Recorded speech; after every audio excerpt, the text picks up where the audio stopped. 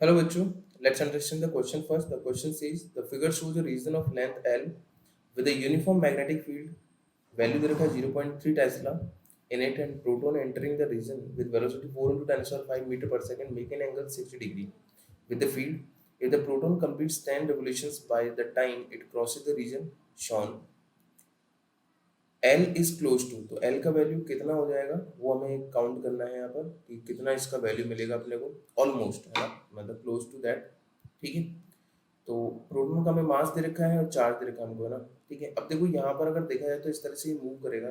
Let suppose कि यहाँ पर ये मूव करता जा रहा है और सर्कुलर पाथ के अंदर मूव करते हुए हेलिकल पाथ पे चलते हुए ये यहाँ पर पहुंच रहा है ना। ठीक है, तो मतलब मैं कह सकता हूँ कि जो डिस्टेंस इसने कवर की जो एल है वो मैं कह सकता हूँ इसके अलोंग जो वेलोसिटी कंपोनेंट होगा, वेलोसिटी कंपोनेंट किस तरह हो गया यहाँ पर, that is v cos theta into में इसका जो टाइम पीरियड होगा। ठीक है, मतलब टाइम जो इसको लग रहा होगा ना। ठीक है, अब ना ध्यान से समझें इस चीज को, ये जो टाइम है उसकी बात करता हूँ मैं। टाइम देखो आप ध्यान से सुने कि इसने बोला है कि 10 रेवोल्यूशंस बाय द टाइम। इस पूरे टाइम में इसको 10 रेवोल्यूशंस कवर करने हैं ना, तो 10 रेवोल्यूशंस कवर करते हुए फिर यहाँ पर पहुंच रहे हैं। ठीक है, अब ये टाइम पीरियड जो है इसको मैं ऐसे बोलूँ, ये जो टाइम लग रहा है इसको मैं स्मॉल टी लिखता हूँ पहले, है ना। ठीक है, स्मॉल टी जो मैंने लिखा है, स्मॉल टी जो है वो हो गया 10 टाइम्स ऑफ टी। टी मतलब इसका टाइम पीरियड। ठीक है, क्योंकि एक सर्कल में उसको टी टाइम पीरियड लग रहा होगा।